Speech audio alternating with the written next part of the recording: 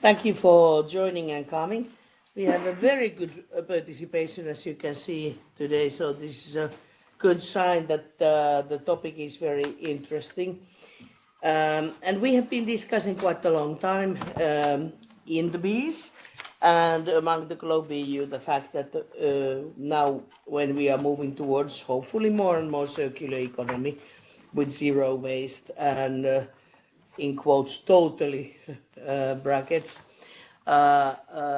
closed loop circulation of materials, the toxicity comes even a bigger and bigger issue because of the accumulation, as we know, and that's why what we need to discuss is what is the blueprint for sustainable chemicals in a circular economy. And of course, these sustainable chemicals were discussed already when the Commission launched the strategy at the beginning of this term. We did not move that much further on there.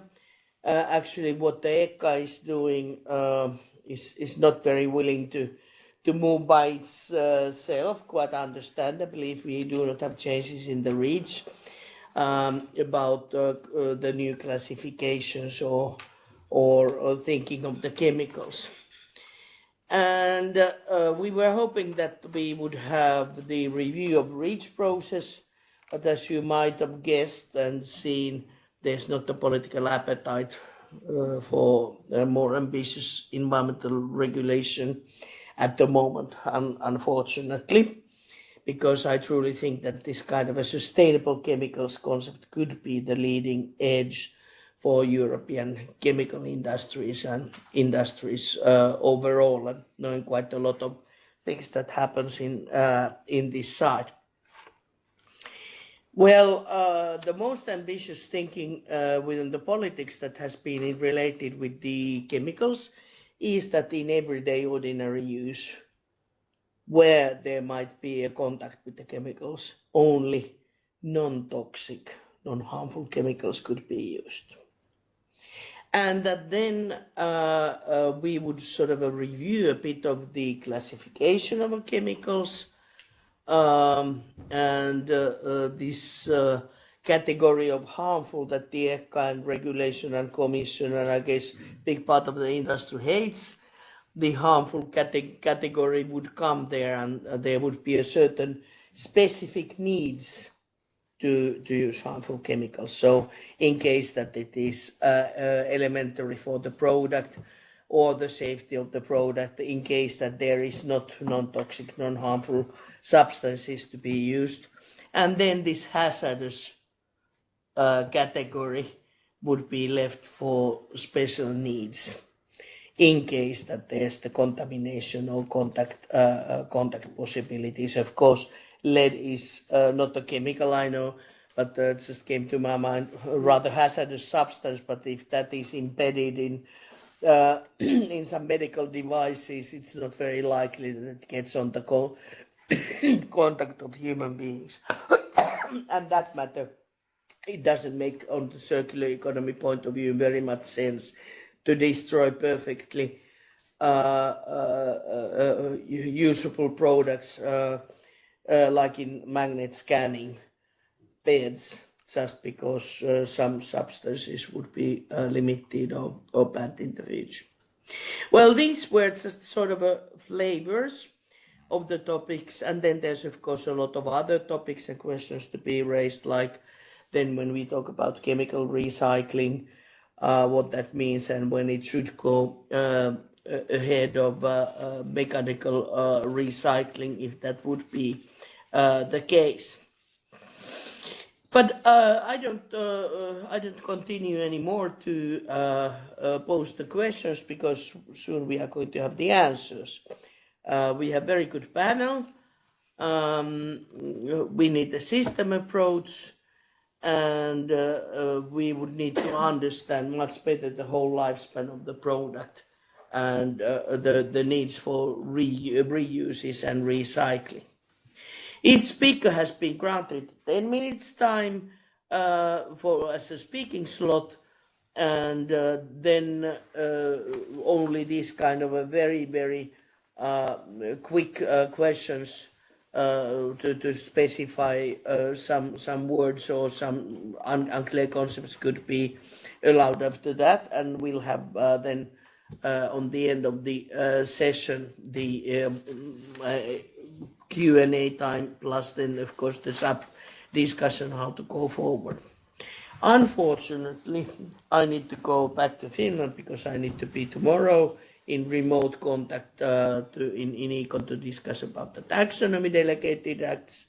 And if I would be in the morning flight, I would miss it.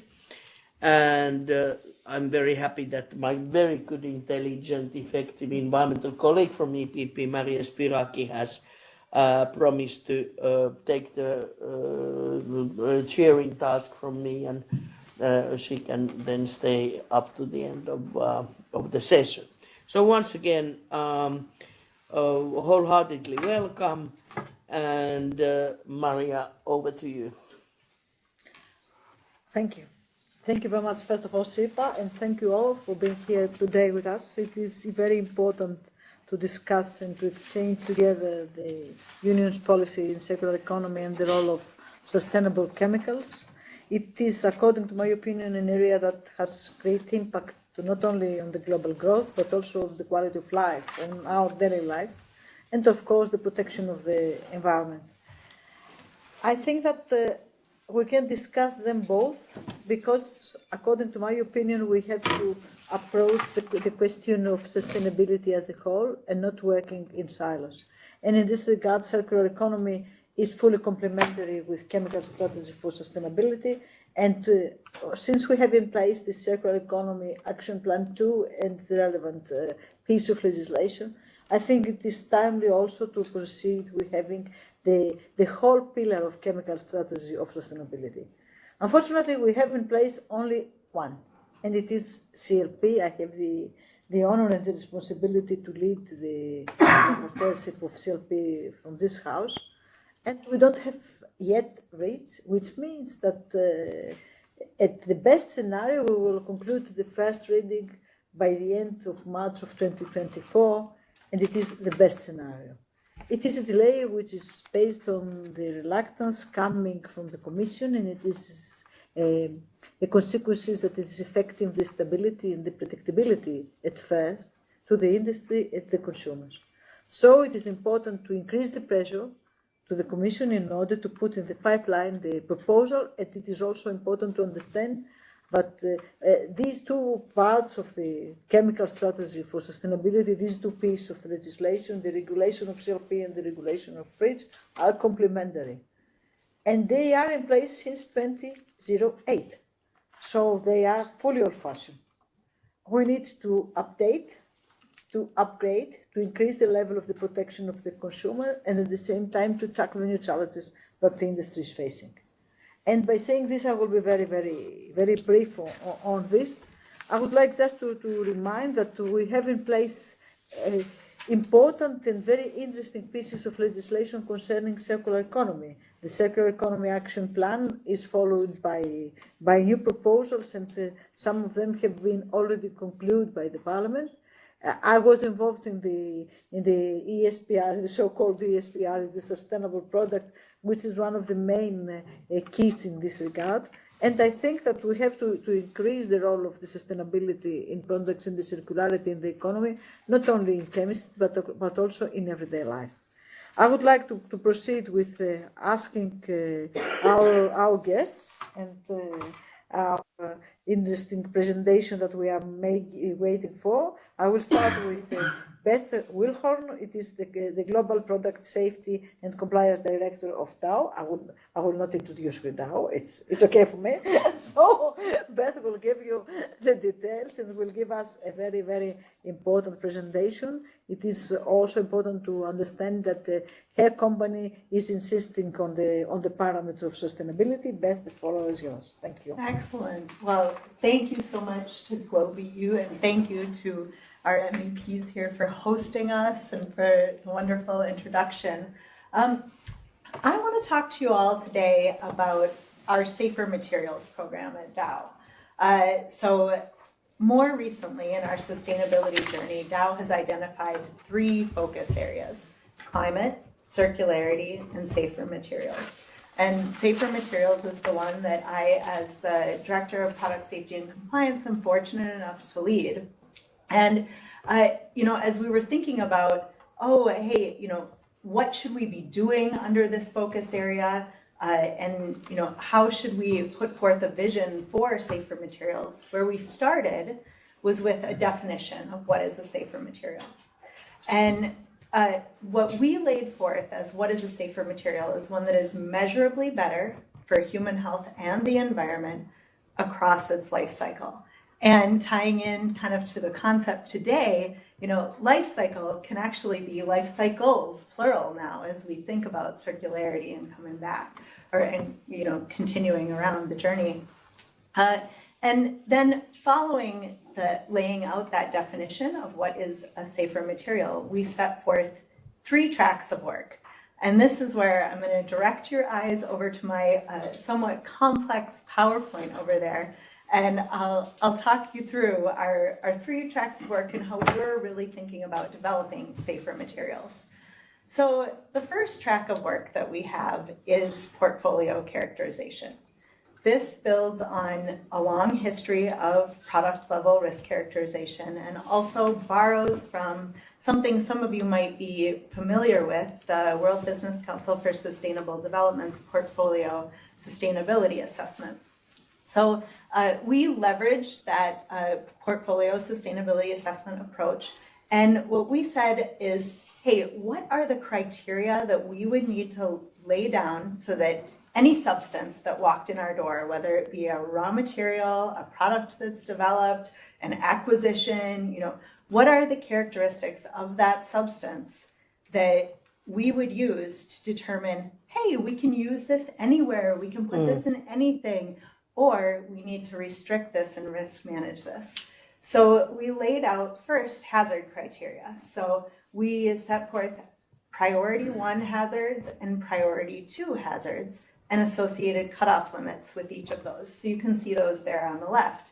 And then we said, okay, we've got these priority 1 and priority 2 hazards at the cutoff limits. If they're present in products, then we would look at how the products are going to be used. And listen, use is really important. We understand that increasingly there's a focus on hazard-based regulations, and that's because it's the easier thing to control, right? But use and exposure is equally important in terms of thinking about the overall risk of a product. And so we've said that, hey, as we look at those priority hazards, if they are in high exposure uses, if they're in consumer uses, which I heard you mention, if they're even in some professional uses, then we absolutely need to do something to risk manage those. And I'll talk about what that means in a minute. But then if we're looking at lower exposure uses, industrial uses, intermediate uses particularly, maybe we would be less concerned about those. And so we lay out a spectrum of risk from the highest risk to maybe a medium level of risk if we're talking about something that has a hazard but is in a lower exposure area, all the way down to what is actually the vast majority of Dow's portfolio, non-hazardous products. And so then if we've got those highest risk products and even some of the higher risk tiers, we would look at these risk management options. And certainly substitution, phase out, et cetera, is part of those risk management options, but it's not the only risk management option. So if I look at our next slide here, the next track of work builds on portfolio characterization. The risk management opportunities, the safer materials opportunities, all of those can be across that whole life cycle. So it can be absolutely be things like I mentioned, like substitution, a new raw material, we replace a substance of concern. But it can also be about production, making sure that, if it's something that's an intermediate that we use, that really what's done is careful control at our production facilities so that we are taking care of our workers, our fence line communities, that kind of thing. Or it could be and amend the market strategy. Something where we sell into maybe a consumer or a professional use and an industrial use. We look at moving market share away from those consumer or professional uses and more into an industrial use.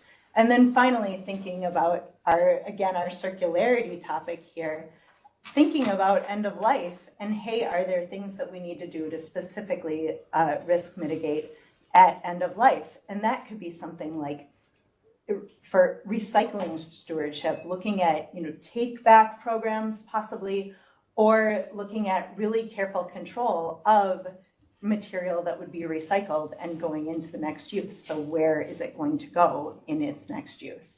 So we have opportunities across that whole life cycle. And that gets back to that definition of what is a safer material. We're looking at across the whole life cycle of the product or the substance.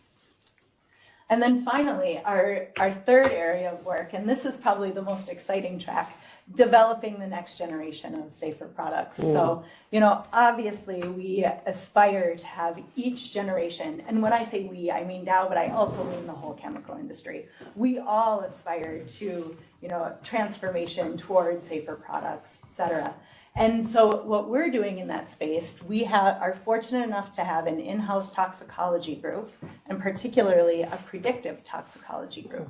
And so we're looking at more close partnership between our R&D group and our in-house toxicology group. And some of the things that we've done is really look at, hey, how can we use models? How can we use searches, tools to make development of chemistry safer and easier, right? Or easier to be safer. So one of the tools that was developed in partnership with CAS, the CAS organization, is something that is called Smart Search. And so that our R&D folks have access to this whole CAS SciFinder database. And so let's say they plug in that they need a pulp and paper, or they're looking to create a pulp and paper digester aid, right? More than 1,000 molecules come back as being a fit for that. But then with refining that with physical properties, chemical properties, and hazard criteria, we took that more than 1,000 and got it all the way down to just 12 molecules. And when you get to 12 molecules, that's something that you can actually pass to predictive toxicologists, and they can actually take those molecular structures and look at them in predictive toxicology models. And through that, we were able to get to 3 molecules that then we can say, hey, R&D, we have a high level of confidence that these will be actually safer chemistry and that they'll be future-proof, or in other words, safe and sustainable by design.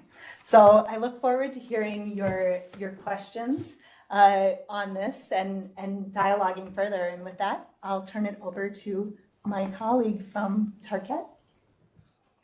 Yes, I think that it's your turn now. Miriam Trajzevaska. I'm saying it. I'm spelling it well. Sustainability and Public Affairs Director for Target. I think that you are very familiar also with this subject, and we're waiting from you the presentation and also your comment on the previous presentation. It will be interesting to have some kind of interaction in this panel. Indeed, it's very important that the chemical companies are going deeper into the understanding of their products, because we have, from our side, you are in the value chain a little bit farther, many demands from our customers. We have more pressure from the regulations. With the circular economy, we need to develop products that are circular. So indeed, there is a need for more and more information exchange between the chemical company and the users of the chemicals, because that's something we owe to our customers. And I will explain to you how we made this process in place in Target. So a few words about Target for those who do not know us already. Target is a global leading flooring and sports surface manufacturer.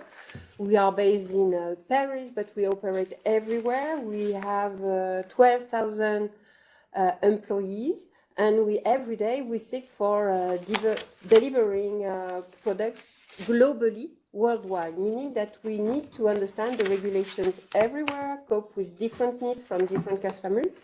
And we have more than 30 factories and we have 8 recycling centers. This said, Target, as a flooring manufacturer, serves customers in everywhere we need a flooring. That's something that shows that we need really to answer the different needs, whether in healthcare, in education, at home, in industrial facilities, or for sports and athletic stadium. We are there. And we have developed a wide portfolio of solutions, ranging from vinyl floors for home, for hospitals, to carpets that are used as well in residential and in the workplace. We have wooden floors, and we have as well artificial turfs or indoor sports floor coverings. So in 2009, Target on board on a journey towards circular economy. And we integrated circular economy in all the aspects of our business and products. It doesn't work, the click. Roland, can you help me with the presentation, because either it is not. It's not working. Yeah. Yes. So you help me. I let you know, because the click is not. So circular design is at the core of how Target operates. So we have developed from eco-designing product with chemicals and till the end of life of the product, a full implementation based on the life cycle of the product. And we developed product eco-design that can be collected and recycled in our own products. To do that, we needed to have a global framework that had a global perspective on the entire life cycle of the product, and we choose to use the cradle-to-cradle principles because it is really the philosophy to ensure that products that are developed can be recycled, and there is a strong focus. Next slide, please. Thank you. On the safety of materials. Indeed, material health is the first pillar of cradle to cradle. The material reutilization, the renewable energy for operations, the water stewardship are important, as well as the social fairness. So that's the global framework of cradle to cradle. I will not go into the details, but just explain. If we can go to the next slide, please.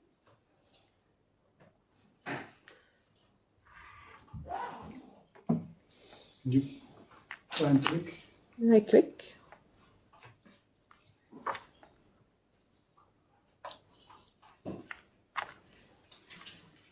Voila, we are there. So everything starts with the cradle-to-cradle system with the chemical assessment according to the principles. So it's a systematic approach we have. So we make the inventory of the substances that are used in our products.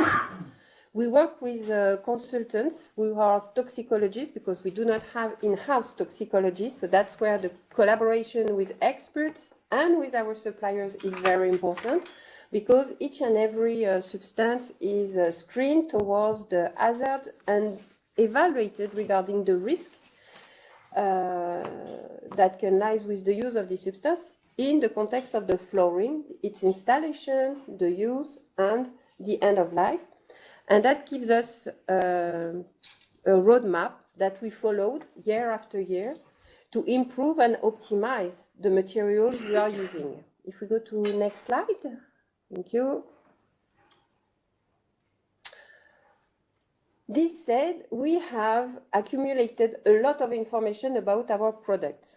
And today, more and more information is required because customers need to have kind of peace of mind regarding the products they buy, the product they use. So we developed together with EPA, who is our consultant for product for material assessment,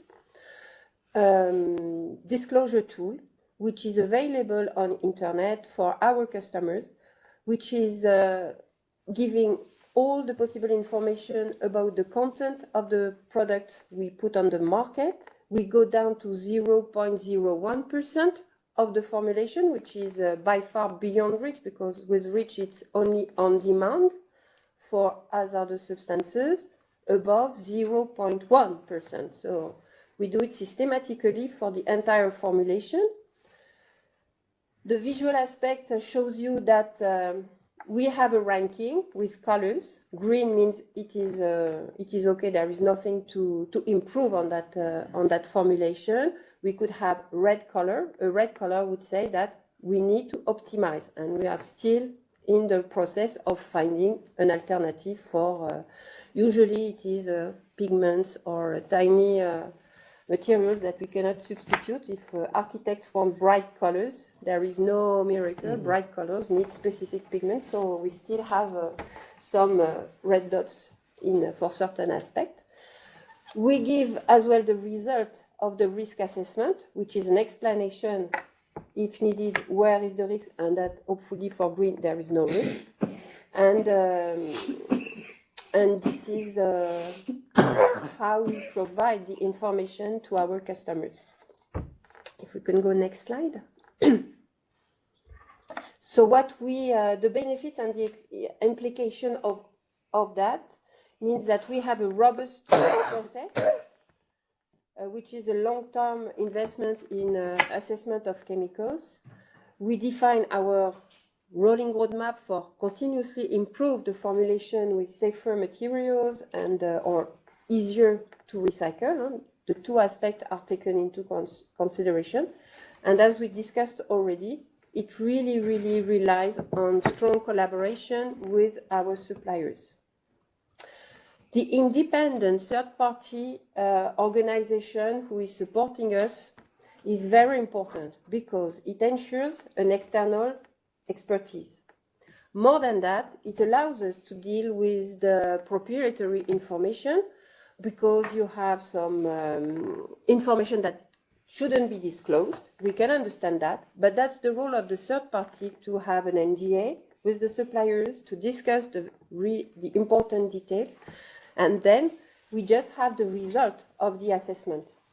And that's where we build trust within our community, with our suppliers, because we trust our third party, the supplier trusts the third party, and vice versa, which is a good way to overcome the issue of confidential information.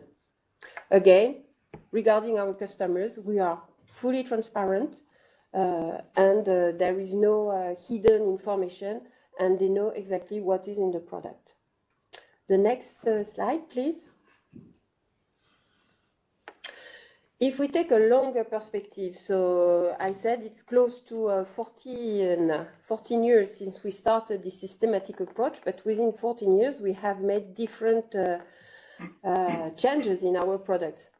The most important for us, considering the portfolio of our floor covering, was the substitution of phthalates-based plasticizers, for which we replace the phthalate by alternative plasticizers that are used for toys. That was one of the key elements. A second one was for the carpet, where in 2009, the Deso brand, we have decided to eliminate the PFAS from the carpet because it was used as an anti-stain.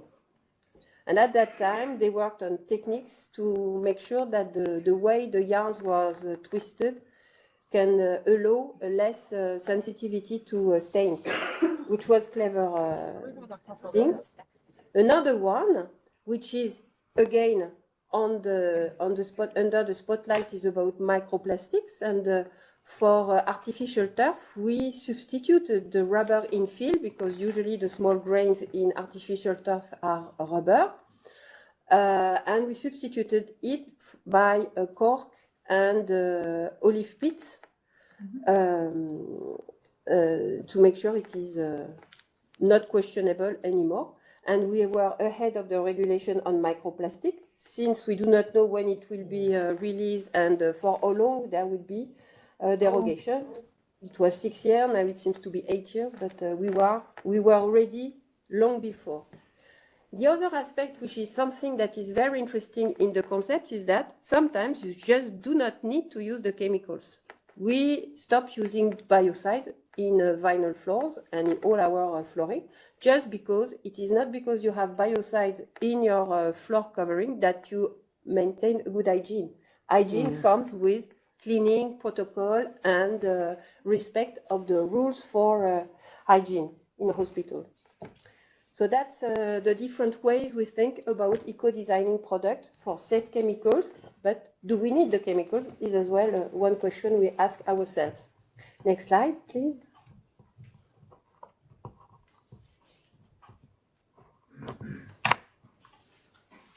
Yes. So we have been for years developing this experience. So what is important for us, because as I mentioned, it's more than 14 years we have been working this way, so it's regulatory predictability. We really need to understand what are the methodology, how the substances are evaluated, and how we can plan for our innovation and our progress. We think as well, and that was the core of my presentation, that transparency needs to be enhanced by law, because we end users need transparency. They want to know what is in the product. It starts with food. There are questions about textile. There are questions everywhere about the content of product, and people want to know more. Again, from the industry side, I'm not sure a lot of industry want to see bad products in their bad chemicals in their products. So it's as well an incentive for moving faster to safe chemicals. And we see another aspect of transparency that is key for the development of the digital product passport. And especially in the construction sector, we would love that a part of the umbrella that is in the ESPR, we have the specific rules for making product passport on for building and construction in the construction product standards, because you need to have from a common ground. There are some specific questions, so it needs to be coordinated and harmonized as well with the standards of the construction sector.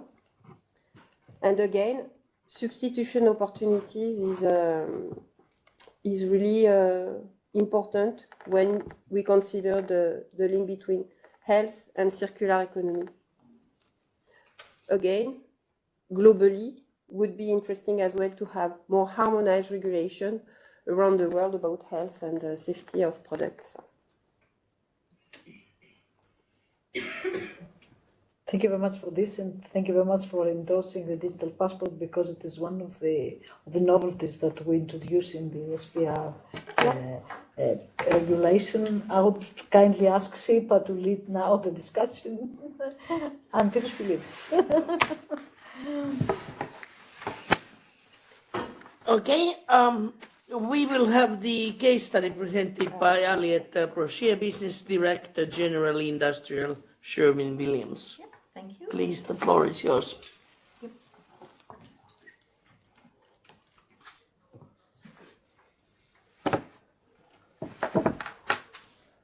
So I will, waiting for the slide, but just, I will present you our latest innovation in terms of powder coatings that is based on a recycled material. And maybe a few words about Sherwin while we are waiting for the presentation. Roland. So, Roland, yeah, if you can, like, yes, it's coming. Okay. Yes. Yeah, okay. So Sherwin-Williams was founded in 1866. We are a US-based company. We have 64,000 talented employees who developed, manufacture, distribute, and sell paint. And we have two main divisions: architectural paint, that is really the brush paint, and then the industrial division.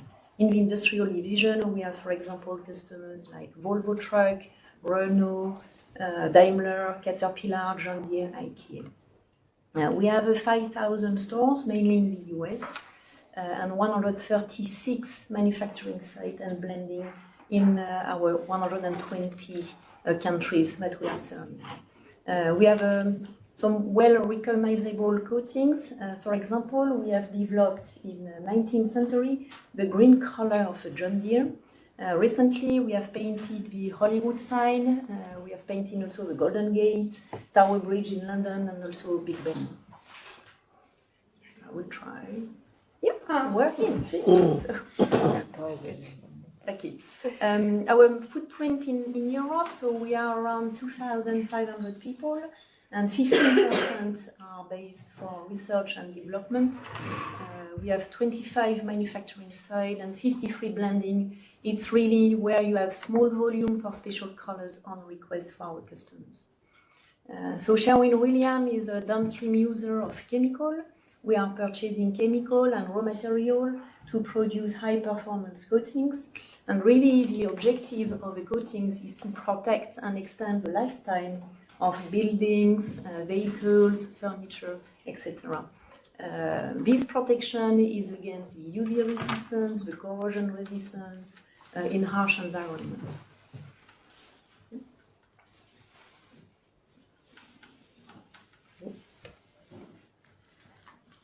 No more working. So Sherwin-Williams has a continuous improvement program, and we have developed a program with a clear target with our board, who is in charge of making sure we are progressing on sustainability. Every year, we are showing the progress in our corporate sustainability report. Our sustainability program is based on 3 pillars: the environmental footprint. So it's clearly the waste and the energy and how we can reduce these two attributes. We are making also some renewable energy. For example, we have 2 plants in Europe using solar panels since many years. And our last building in Orlando in US is a climate neutral. We have also the social aspect for sustainability. This is based on safety in our operation, health and safety, and also diversity and inclusion in all our different levels of operation. The last point will be more the product blueprint and how we are developing the product for the future, taking care of all the different sustainable attributes. And we have a specific program for this long-term development. Yep. Yes. So this program is called Sustainability by Design. Okay, we have different 5 stages, and really the goal is to put in place a process for the next generation of our product portfolio. We are really tackling different sustainable attributes like decrease the number of hazardous substances when possible, decrease the energy to apply our product, use renewable or recycled raw material, and also doing some certification. If you look for our customers, stage 1 is really key for them, because at that time we need to understand their needs in terms of environmental impact. And they are asking us more and more what we are doing for the environment emission, or also what is the environmental impact.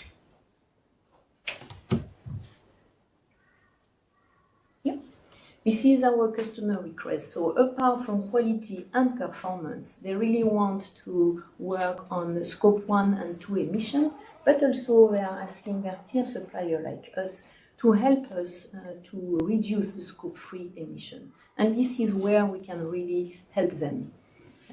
What we need is really to give them some reliable data on how we are performing on the sustainable attribute. So this is key to have really trust data that we can share with them. We need also to give them more attributes in what we are doing on sustainability. They are all interested in all these environmental solutions with our coatings, but what we are seeing is they are not ready to pay an eco premium cost of more sustainable solution. And really, this is where we will need some support. We will need also because this sustainable solution, for the moment, the scale is tiny, so we need to get more and more volume to be able really to lower the cost of all these products.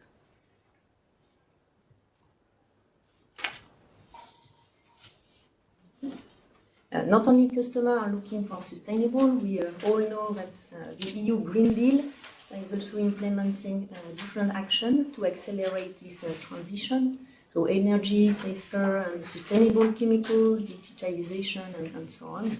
Our company is impacted by the new chemical legislation for sustainability and energy transition, and our customer too.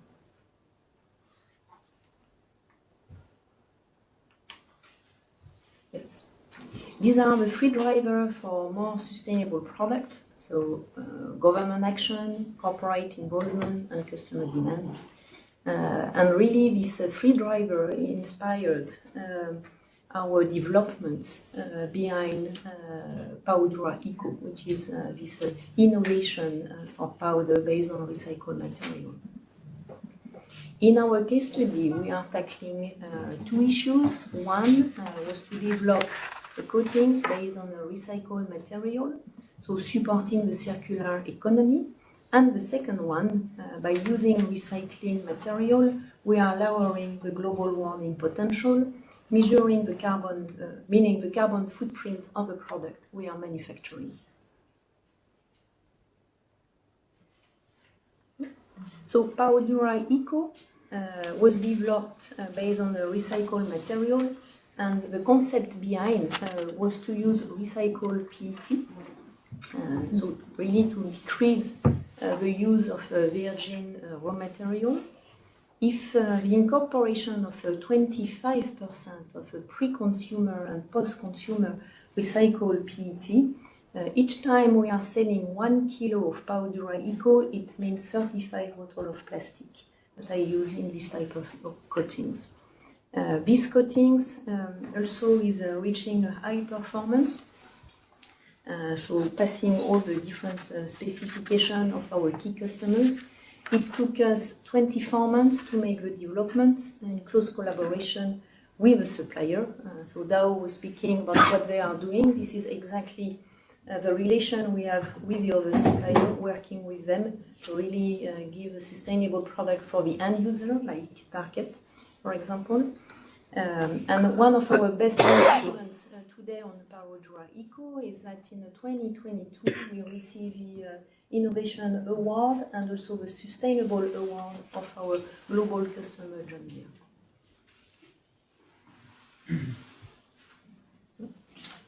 Okay. No, we have to. Which one do you want? I try. No, the one before. Yes, exactly. This is a process for the recycling. So you see from the pre-consumer, post-consumer PET to really the end product, in that case, which is a tractor. And if you look on this sixth step, in fact, the second one, the collection of the waste and the cleaning of the waste is really making the premium cost of this type of product. And this is why, at the end, Powdera Eco is also a premium cost for our customers. So Powdera Eco is providing a global warming potential compared to standard powder coatings. The benefit is around 13% lower in CO2 emission.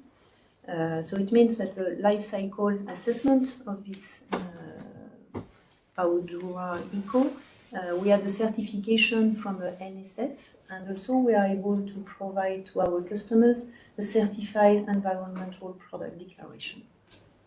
The last point of Powdera Eco is a low bake temperature. So powder usually cure at 180 degrees C. In that case, Powdera Eco cure at 160 degrees C. We estimate the saving to our customer to approx 10% of energy saving. So this contributes to the life cycle assessment cradle to cradle, like Miriam was presenting earlier. As part also of our Sustainable by Design, we are working on the next generation of Powdera Eco. And the goal is really to use more plastic bottle in each kilogram of powder eco.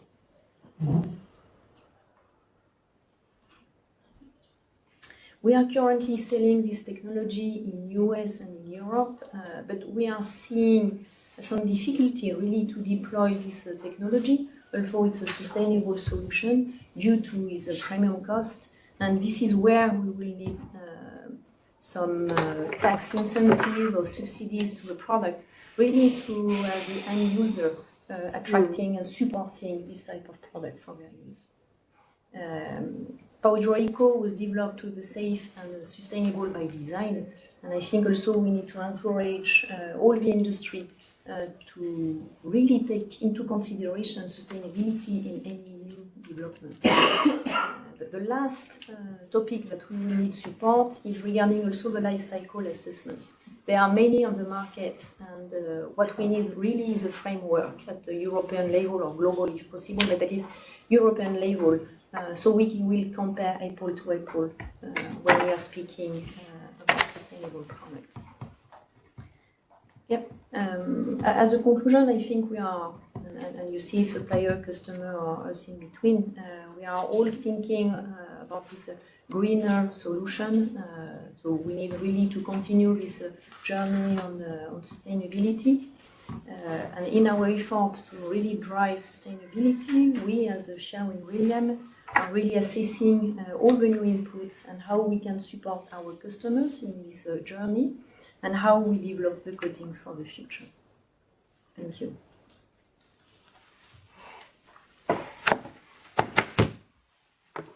Thank you. And now we've gone through the first set of presentations. Are there any quick questions to specify any points what we have heard? We have about 5 minutes for questions. Yes. I Yeah. have one for this. And my question is, what's your needs in terms of legislative framework in order to facilitate the access of sustainable chemicals by design to the market? Because we are doing a lot in terms of legislation, and I think sometimes we are overlapping. We do not even implement the so-called principle one in, one out, where now we are discussing about legislation. So we have a lot of pieces. What do you specifically need in order to facilitate the access, except incentives in terms of subsidies? The legislative framework is the first, I suppose. I think what we are seeing is regarding, for example, the life cycle assessment, we are seeing on the market different type of calculation. And really at the end, what we need is to provide some data that are trusted by our customers. And how we give them this data, because one supplier can say, yeah, I'm doing that, the other that. And at the end, yeah, which one is the best? And I think clearly it's where we could see value from your side regarding legislation. This is the internal market. And this is the single market as well. We have to work on it. You're right. Streamlining is key.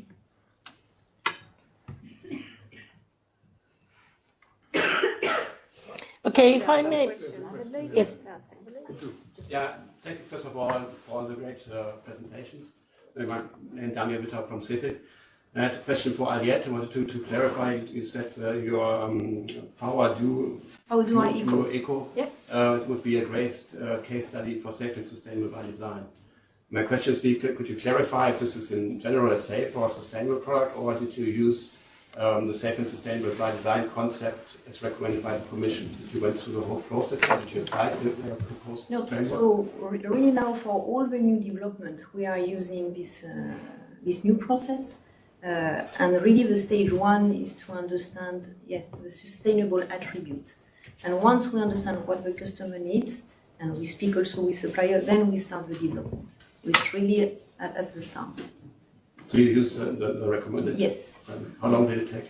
It took 24 months for our research and lab to really make the 4 formula. months. Yeah, it's quite long in the coating. It seems really easy, but at the end, so it's 24 months of research and development, and then it took 12 months to get all the customer approval, because you need to do Florida test, corrosion, so it's a long process to develop paint. Thank you. Thank you. And did we have some other question? Yes, please. Maybe I just stand up. Hi, my name is Mary Catcher from BCI, so the German Chemical Trade Association, and thank you for these great presentations. It's really nice to see kind of the value chain coming together and having these great presentations, just because you kind of see where a product starts and then kind of winds up in the end of the process. And I think it's really illustrative of kind of the added benefits that chemicals can bring to the end product. So when you say kind of, having more sustainable coatings or carpets, etc. And I think that's really great in showing the added benefit of chemicals in the end product, because what we're kind of seeing as the chemicals industry is that we have regulation in all ends. So we have REACH, we have CAP, we have the eco-design, we have safe and sustainable by design. And now under eco-design, we have the product prioritization for different product groups, where we're starting to look at what do we want to eco-design, including chemicals. And the risk that we're seeing there is that we're trying to put a huge bucket of, again, I don't even want to know how many chemicals into one bucket, without looking at their applications in the end product, meaning that we want to eco-design the same chemicals that could be, I don't know, nitrogen, hydrogen, ammonia, etc., and try to give them the same criteria that would be required to be placed on the market, without seeing what do they actually do in the end product. And that could be an even further shift than maybe even REACH or CAP towards a hazard-based approach, which and maybe not everybody in the room has actually considered under that aspect, but we just kind of want to bring this to the attention that we really want to make sure that especially substances that might be considered hazardous are really looked at under the angle of what do they do in a product, what's their environmentally benefit, energy, circularity, lightweighting, etc., and not just kind of look at just their hazard alone. So thanks so much for bringing together this discussion. I think it's really illustrative there. Thank you. And did we have one more? Yes, Then thank you for the presentation. I have a question for Miriam. Yes. Do you have an idea of the target of how many customers are indeed checking the composition of your product? Oh, good question. Very good question. The thing is that the customers might not be a specialist in chemicals. What is important is that we tell them what we have in our product. Sometimes it is enough.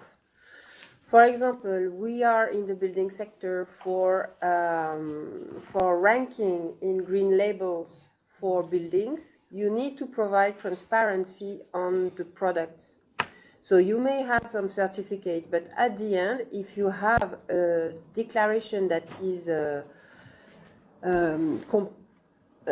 enough detailed, that gives you the credential for the transparency on the product content. We have as well in a request for proposal from customers the demand to give them the detailed content of our product. So yes, it is coming, and it is coming from for us mainly for the professional and B2B, but it is a general demand in the society to have more transparency on whatever we buy. But it's not because you are providing the information that the information is indeed used by the customer. That was rather my question. The information allows the customer to be certain that there is no risk in using this product, or there is no hazardous substance in the product. And allow me to say that it is on the remit of CLP to finally have a digital label in order to facilitate the access of the consumers to the information. And it is an issue of raising awareness of the consumer first, to go on with a very, very simple way like this, without an immediate application, to read the basic information and question and answer he needs in order to buy or not to buy, to avoid or to protect from something. It takes two to tango, not only the companies, but also the consumers. And I think that this is very important part there. And if I may compare to another substance, it is cholesterol increasing or decreasing substances. You might have the information in the pack and no one cares. You might have information campaigning telling please do look on the back because this has an impact on your health. And I think that this is a bit the same. You need the both sides to as Maria said, to the tango. Before I go, I have one quick question.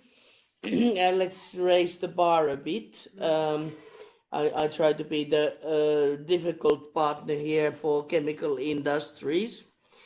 And I would like to ask both Beth and Aliette, more even Beth, because you are producing on the first step on the chain. How carefully are you designing and taking the environmental toxicity into account? Because quite often, as I know you know better than I do, the chains can be quite complex and something might not be toxic directly to me, but because it is for bees or soils or somewhere else, it has the long chain of impact. And I think that we are going more and more on this direction.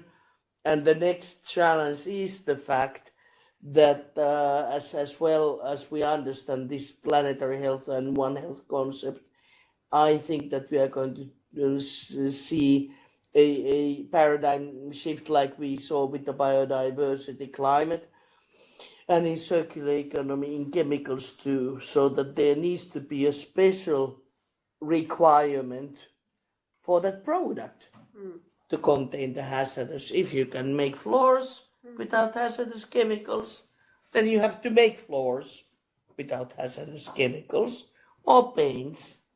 And then you might have a special place for certain paint, be it hospital, lab, or I don't know, where that specific paint would be needed, or that kind of a flooring or whatever.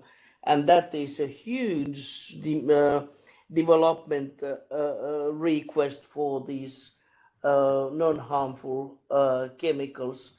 So it is not only the hazardous, but sort of going one step further from harmful to non-harmful. So what would be your reaction on this teaching? Yeah, so I have a couple of reactions. One is just that I agree with you that the environmental side of things is becoming much more important to society overall. I would say that we have, for a very long time, again, had an in-house toxicology group that includes environmental scientists. So we have always reviewed, along with human health of our products, also the environmental properties of our products. But I agree with you that I think that it's becoming more and more important, and that there's new levels of things that we're starting to look at, right? So we're starting to look at, we're seeing polymer reach coming, so we're going to start looking at polymers and then degradants of polymers and all of these kinds of things. And so I think it is an evolving landscape, absolutely. But what I would say is I'm confident that Dow has the expertise to assess that kind of thing. And then I'm also confident that we have the ability to then tweak, again, market strategies or raw materials or end of life and what happens at the end of a product's life to make sure that we address any environmental concerns in terms of environmental safety. Yeah, I would say for us, when we are starting a new development, generally we will work with the raw material suppliers, and we count also on their expertise on toxicology. We have our sustainable group also taking care more about the long term. So all these parameters are taken into consideration. But mainly, really, it's working with the supplier. Really go deeper at the polymer levels, molecule levels, really to understand the impact. Because after we are mixing all this raw material to make the coating, it's always a close collaboration, but acting in the same way of now really thinking sustainability as a first step. While in the past for us it was more the product performance, that was the first step. Now it's sustainability and then the performance of the coating. So it's one step first compared to previous development. Can I just make a comment? I'm also for sure aware. So We have, I'm product stewardship regulatory affairs, and we are, of course, having this continuous screening of chemicals to substitute away as possible for formulations that are less hazardous. But I'd also like to draw your attention.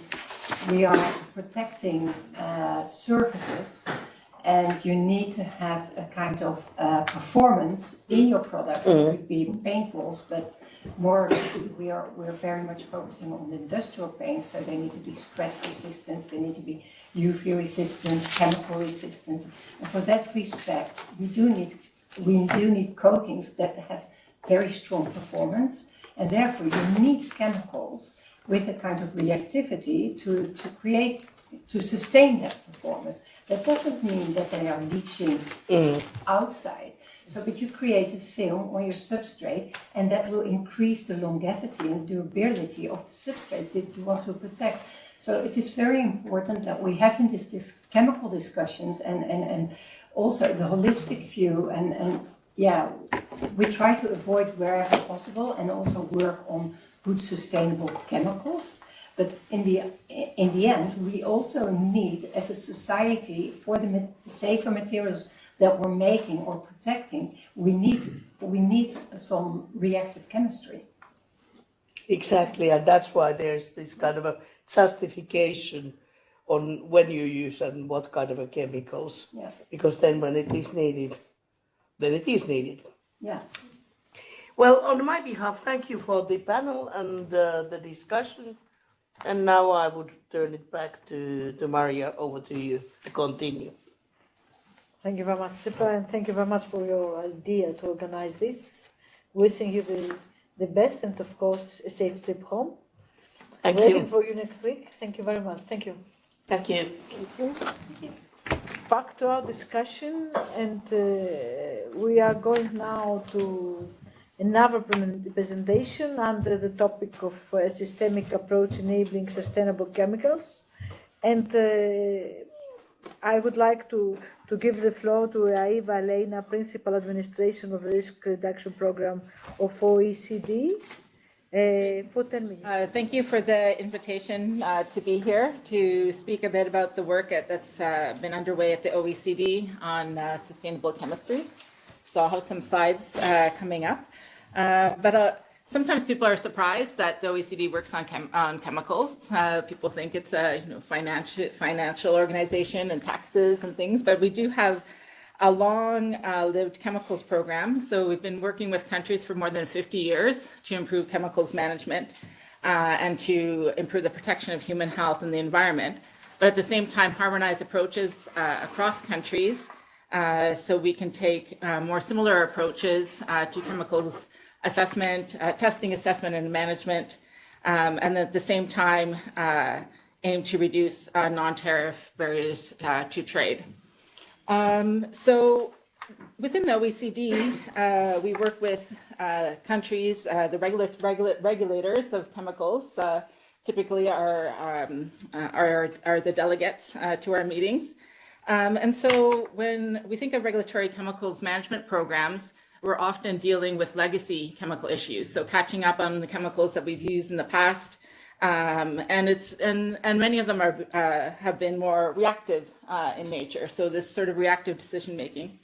So if we think about sustainable chemistry, it can really become an enabler to better chemicals management. So using a life cycle thinking approach that encompasses design, manufacture, use, end of life, to have more efficient, effective, safer, and more environmentally benign chemical products and processes.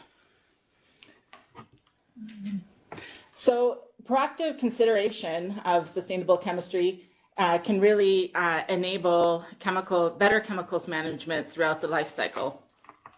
And if we think about the Sustainable Development Goals in the lower right-hand corner, so of course, chemicals fit in directly to some of the Sustainable Development Goals, like number 12 on resource consumption and production, but the proper management of chemicals and also use of chemicals can help obtain many of the Sustainable Development Goals. But we also want those chemical solutions to be sustainable chemistry solutions. And in one way, we're lucky to work with a very innovative industry. So on the left-hand side here is a graph. You probably cannot read it, but it's of the average innovation intensity of different industries. And the chemical industry is ranked fourth there with the little arrow. But many of those industries also depend on the chemicals industry. So the question is, how, with this innovative industry, can we make this sustainable, this innovation more sustainable? So when we think about this issue in chemicals, we're making chemical selection decisions all the time. We're making chemical selection decisions in terms of substitution. If something gets regulated and we want to replace the chemical, you're making chemical selection decision. But designers, when they're choosing a particular functionality or property of chemicals or a product, are also making, maybe not so consciously, chemical selection decisions when they're innovating new chemicals or products or materials, redesigning a product or making a process change. Anytime such decisions are made, it's really about chemical selection. So what if we had more conscious decision making about chemicals and their impacts? And so this is there's a number of reports here from the OECD that you could use as resources.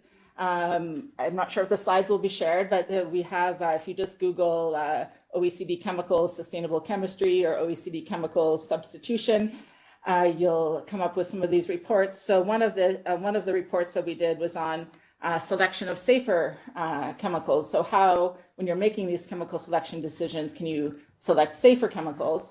But then also looking at economic tools that can be used to incentivize substitution, third-party tools, so not from industry or governments, but there is a whole collection of third-party tools that can be used or approaches to pick safer and better chemicals.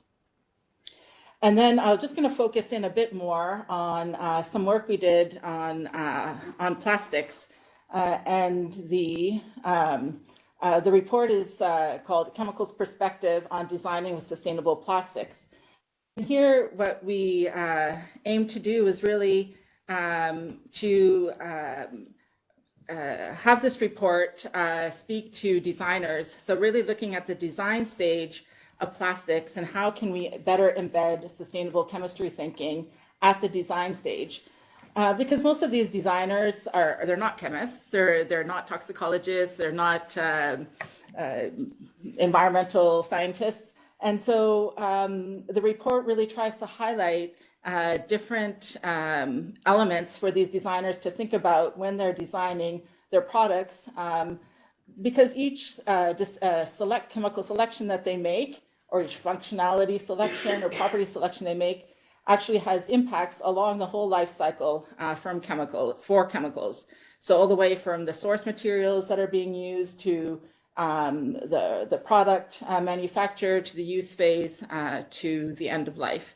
So the report goes through design principles of sustainable chemistry and engineering, such as maximizing resource efficiency, eliminating and minimizing hazards and pollution, designing systems holistically and using life cycle thinking, and then outlines a number of sustainable design goals, which the designer will then have to marry with their product design goals, because of course they're making a product for a specific reason. And so how do these things come together? And then the report walks through each single life cycle phase to articulate what some of the elements a designer could be thinking about, and where some of the trade-offs could occur between different life cycle phases, because there will be trade-offs also in this decision making. So it's really taking a systems approach, which can be challenging. So if you think, just for an example, you may be wanting to switch chemicals to have a better color in the product in your use phase, and that might impede then the recycling of that particular product. So you wouldn't be able to recycle it.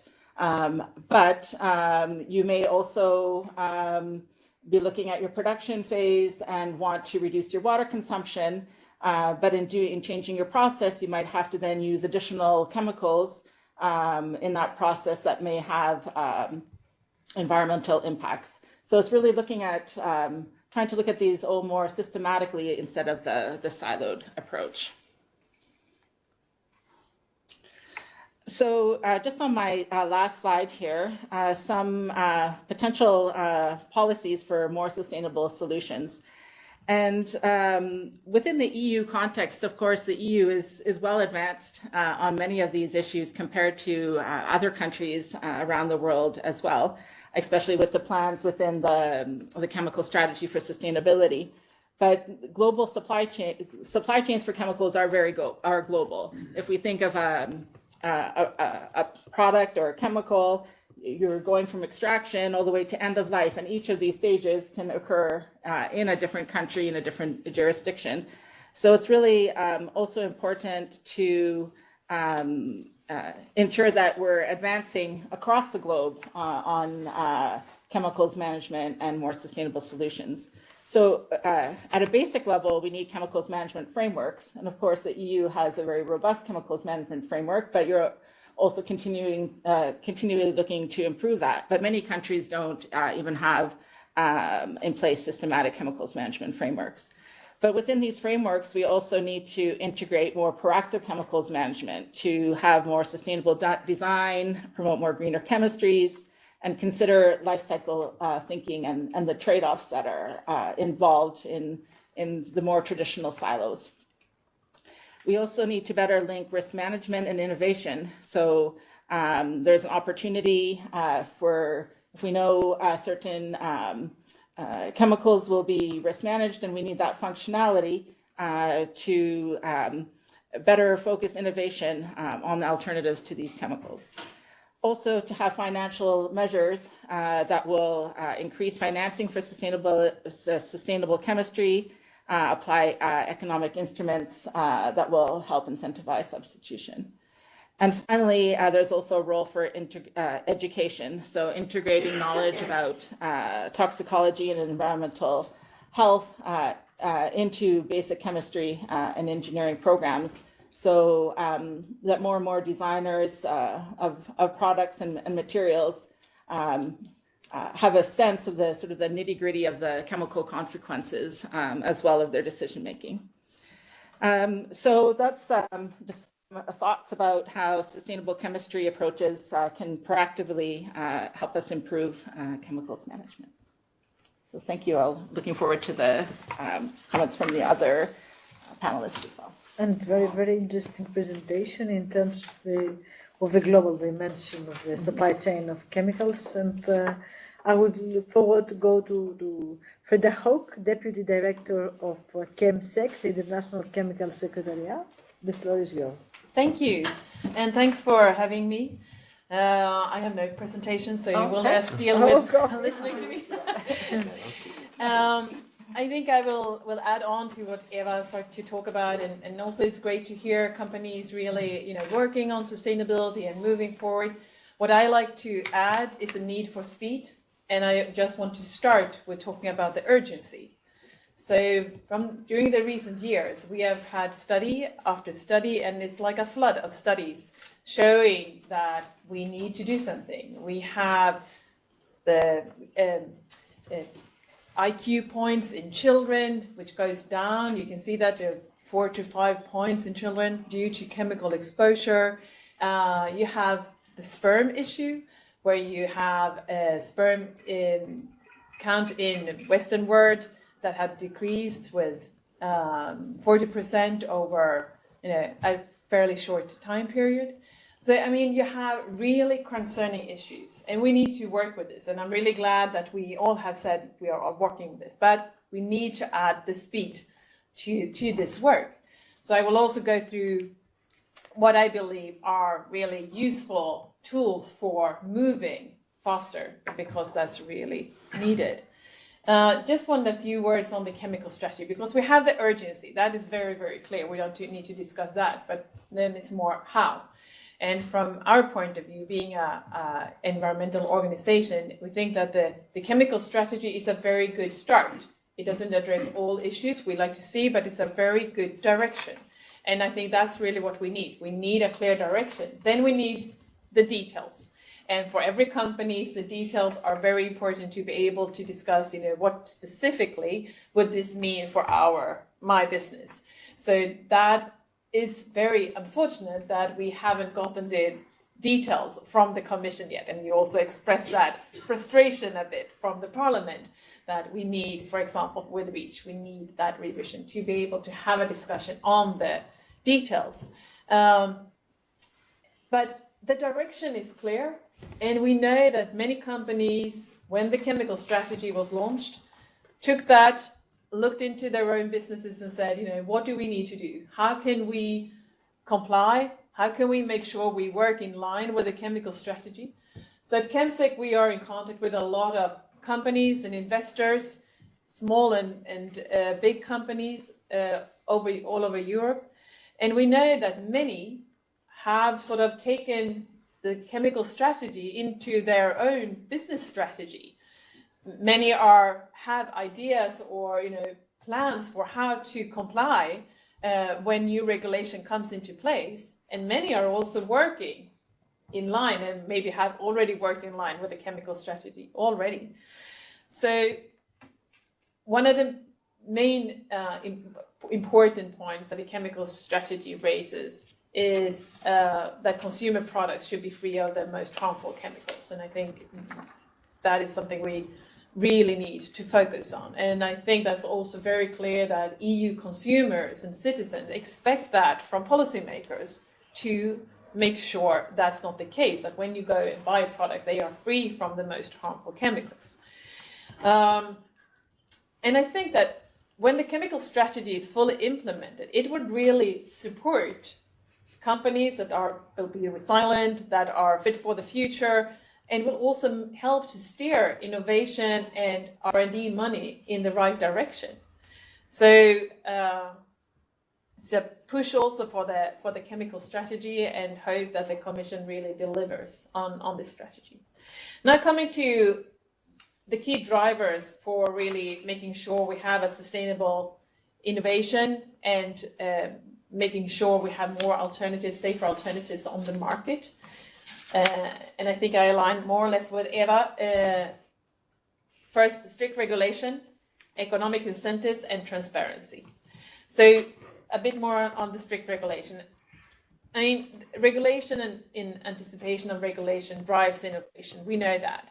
And that is a clear need to have regulation. And we know that our society is clearly changing. Everything is developing. We are working and moving towards sustainability. Regulation needs to follow. It can't stand still. It needs to move with the societal changes. And that's not happening now. And therefore, the urgency of, for example, REACH. And there are a lot of good voluntary work moving, and that is of course great, but we can't rely only on that. We need the regulatory push, and therefore it's so important to have a strict and efficient REACH, because REACH is not just not good enough to protect us, but it's also inefficient in the way we do that, both for industry, for policymakers, and so that's also the reason we need this revision. Then on the economic incentives, we lack today, in the system we have today, we lack incentives for alternative providers and innovators for safer alternatives to really develop and be able to put on the market in an effective manner safer alternatives. And we think that economic incentives in many different ways could really be a solution to that, or a push for that. From our point of view, we believe that, for example, we have seen that the candidate list in REACH has been a driver for innovation, that companies that start early to work on substitution and finding alternatives are much better placed when regulation actually sort of come into force, they don't need to panic. They don't need to be,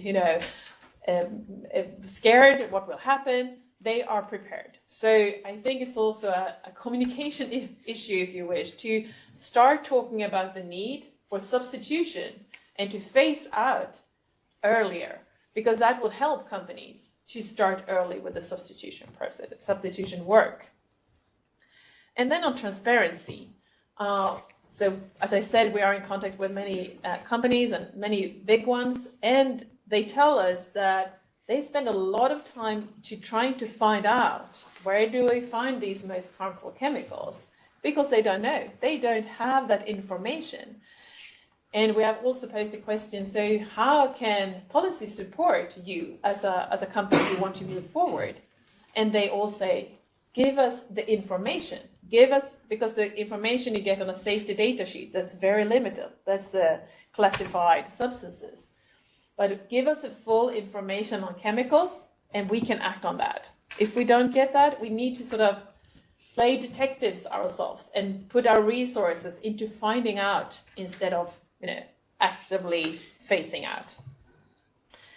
And I just want to finish off with a few trends that are very clear for us as ChemSec, and that is that there is really a need for regulation, and I've mentioned that a few times. But we, for example, have a group of companies who request PFAS restriction. So that we have gathered 110 companies today, small and big ones, all over Europe, who all say we support a broad ban on all PFASs. And why do they do that?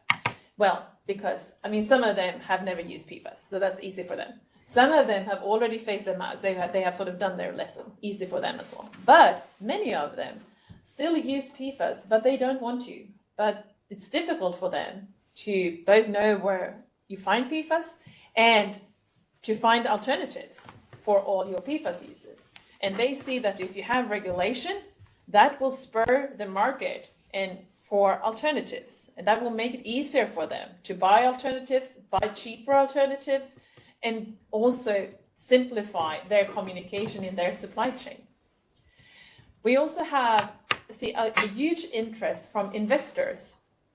So ChemSec just have now investors network with impressive $10 trillion in assets under management. These investors together request from chemical companies to phase out PFAS, to make phase-out plan for their PFAS production, and also to be more transparent. So I think what we see is a huge interest from investors, and they see a financial risk for PFAS. It's very clear with litigations, etc., specifically in the US, but we also believe it will be more here in the EU. A risk, economic risk, for the most harmful chemicals. And we need a regulation that makes sure we do not end up in the PFAS problems again, so we don't have another PFAS disaster with another chemical.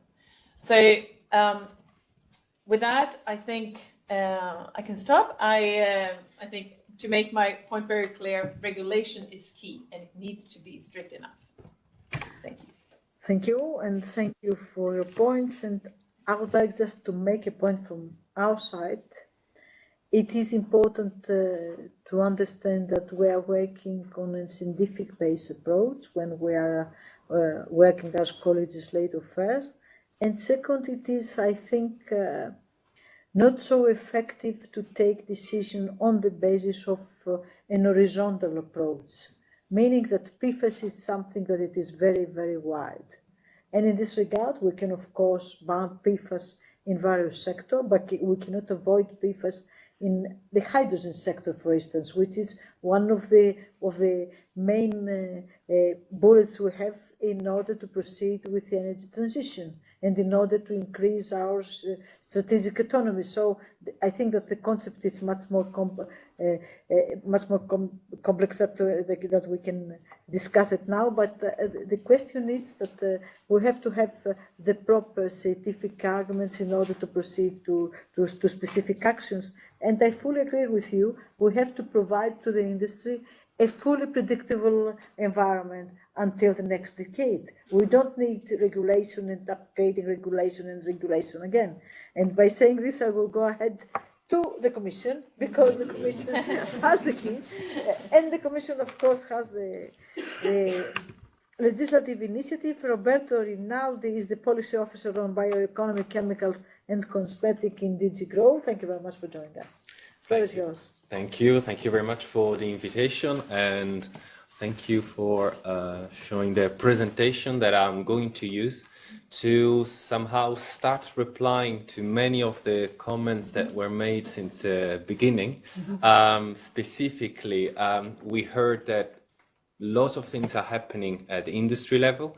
We heard that we need all more predictability in terms of regulation, and we heard also that we need to advance on innovation and to receive clear signals in terms of availability of finance to invest in innovation, because today we are building the chemical industry of tomorrow, and we know that we in Europe have the challenge of making sure that we remain competitive in such a global, highly competitive space. And therefore, here we are with the transition pathway for the chemical industry, which is what I wanted to present to you today. Yes, it works. Good. So where is this document coming from? This, what we wanted to do is to put together in the same document all the information that is available. And by the end of the presentation, I hope that I will reassure you that this is not yet another document by the Commission, but it becomes something concrete. This is why we talk about an actionable plan. What we did is that we spent last year discussing as Commission with the other DGs, but also with member states and with representatives from the industry, NGOs and academia. And we said, what do we have to do in terms of actions from now to the next, in the short term, medium term and long term, so that the EU chemical industry achieves the twin transition by 2050. Twin transition meaning green transition and digital transition by 2050. And to kind of guide the discussion, we use the 8 chapters that you see, that I hope you are able to see on the screen, but otherwise I'll go through them also orally for those in the room. We reflected on sustainable competitiveness, what it means, and also what are the implications, as I was mentioning before, between the European competitiveness and the international competitiveness. And then we also reflected on the need for investments and funding. Where are the existing fundings? How should they be used? What it's missing, as we heard earlier in the presentations. But we also reflected on the research and innovation. As I was saying, we need today to start conceptualizing and developing the technologies and the techniques that we will use tomorrow for the the chemical industry of tomorrow. And of course, as we heard, legislation and predictability of legislation and an efficient enforcement of the legislation is something that we also discussed. And since this work was carried out right at the beginning of the Russian war of aggression against Ukraine, we decided also to reflect on the challenge of access to energy and feedstock, something that is becoming increasingly relevant for the EU chemical industry. But we also talked about, related to this, about infrastructure, because it takes time to build infrastructure and it takes resources. And very often one member state or a single company can rely on infrastructure and cannot develop by themselves infrastructure. But there is also people and therefore their skills and their social dimension that we need to take into consideration, because the students that are in the school now, today, will be those who will be working in this safe and sustainable industry. And so we took the time to go through all of these specific topics, and the result was about 190 actions that we identified. And we wanted also to make sure that these actions are not just being published, printed, and off it goes, but we assigned which actor should be responsible for the implementation of this action. Industry, is it rather something that EU institutions should coordinate, or is it something that lies at the national level, at the member state level? And then we also defined when this action should be implemented. So is it something that it needs to happen immediately in the short term, within the next couple of years? Is it something that will happen in the medium term, or is it something that it will take time to implement? And it's not urgent and it's not a priority to develop. Now, in the next slide, you see that we tried to group these actions as much as possible, and we come up with the topics that you see hopefully on the screen. If you do not see them, don't worry, you don't need to change your glasses, is that it's very small font. But I hope that the slides will be available afterwards, and anyway, we can discuss it even afterwards if you have any question. But here the idea is to group as much as possible these different actions, and then to make sure that we also have a visual presentation of all these actions. We come up with a roadmap. So we group the actions even further so that we have some kind of work streams for the next years and for the next decade. And interestingly enough, there were 3 common themes that come up often. One is the collaboration for innovation. Another one is the clean energy supply or renewable energy supply. That's still under debate within the stakeholders. And thirdly, the feedstock diversification. In support of the implementation of these actions, there is also a technology component of the transitions that we wanted to acknowledge. But here today, I wanted more to focus on the last component, the regulatory component, which is an overview that we developed just to support the industry and the stakeholders to better understand what's coming next. We talked a lot about predictability and about being able to see what's coming in the next years and in the next decades. And this is what it's a first attempt that, again, very small font, apologies for this. But the color, at least I hope you see the colors. Yes. But the idea is that from now to 2050, we put on a 2 pages table what is coming. And on your left-hand side, you will see the dotted squares. This refers to what it's been under adoption within the EU institutions. And in blue, you see everything that is contained in the chemical strategy for sustainability.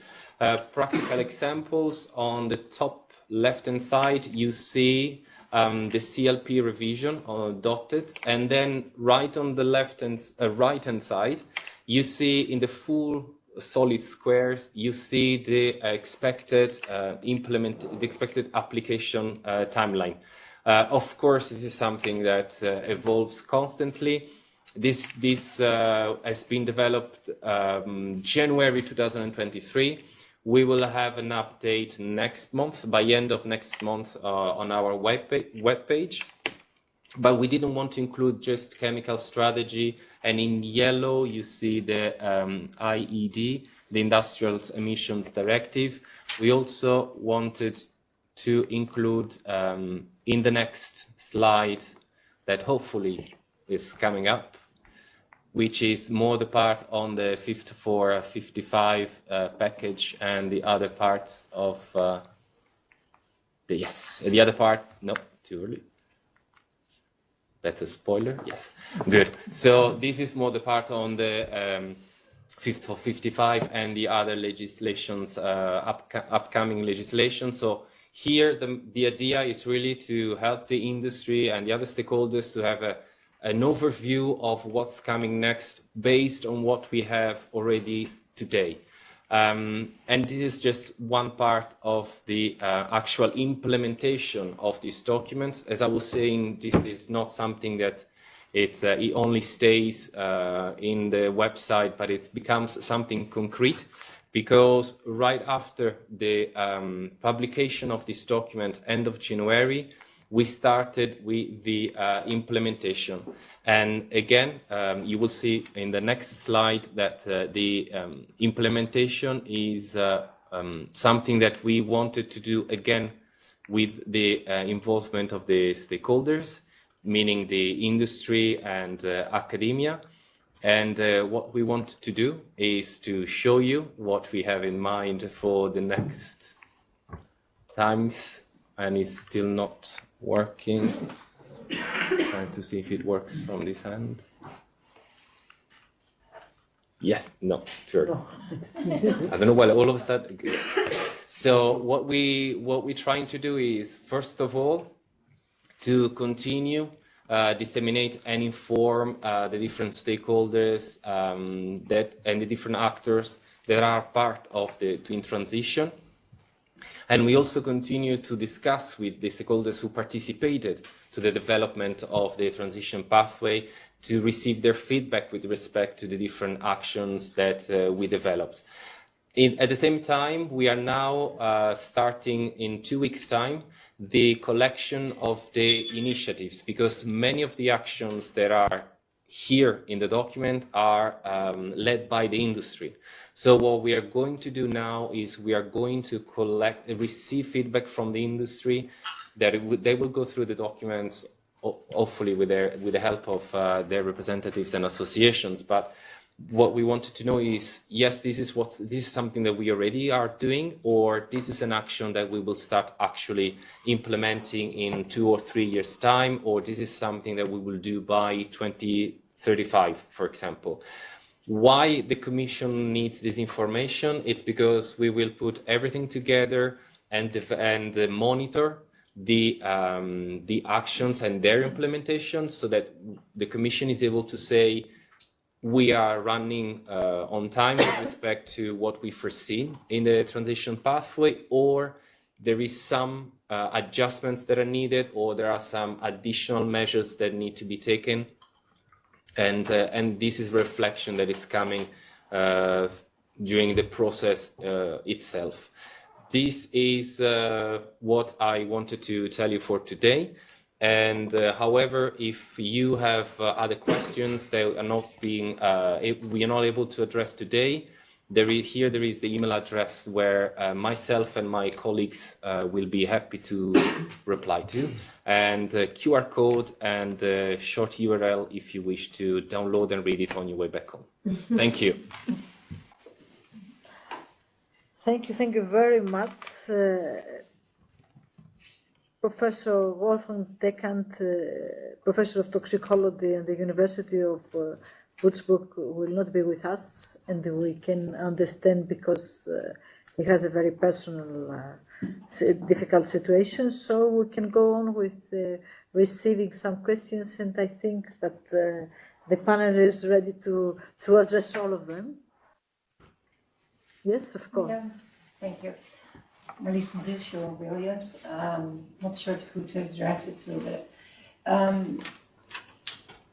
there is a clear good activity around academia, and that we're creating new products, and that they are more safe and sustainable. So that's a very good point.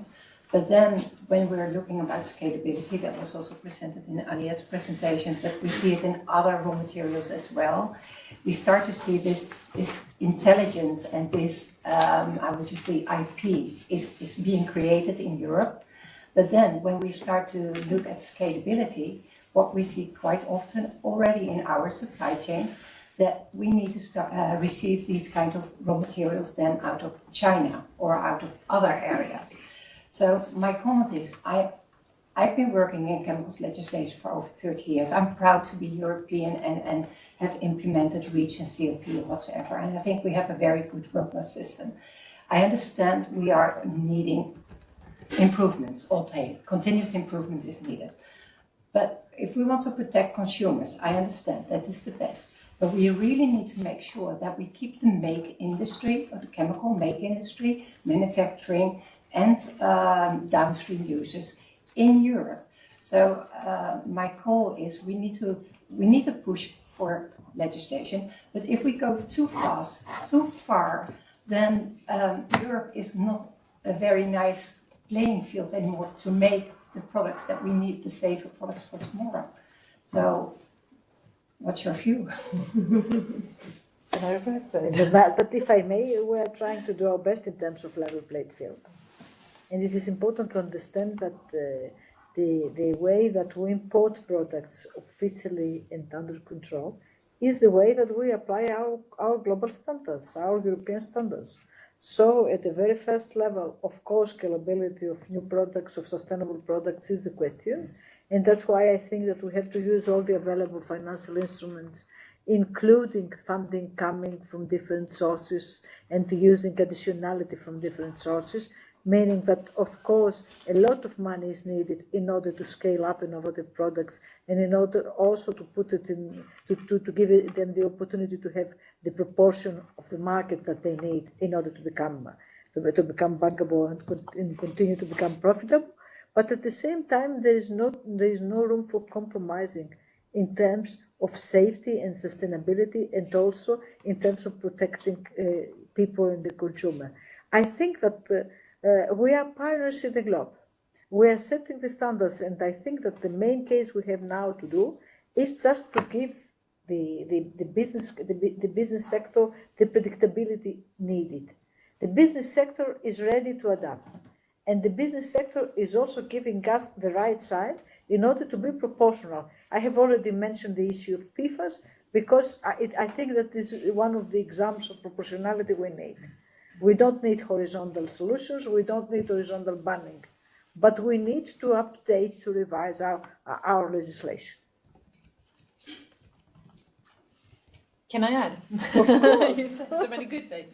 I don't think that at the point we are now and what we are discussing now, it's not really a problem that we're moving too fast.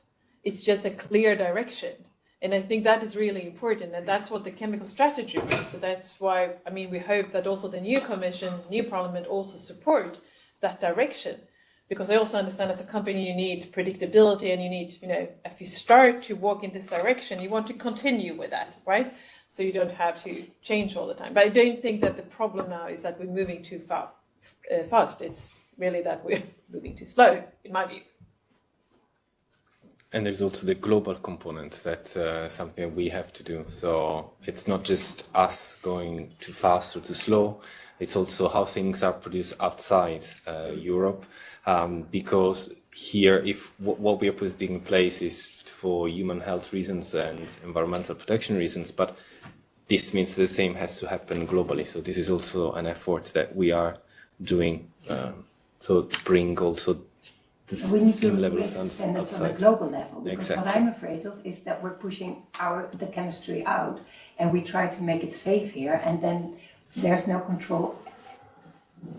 We are trying to have control even in online sales by discussing it and setting some kind of amendments in CLP revision, which is one of the main concerns that we have.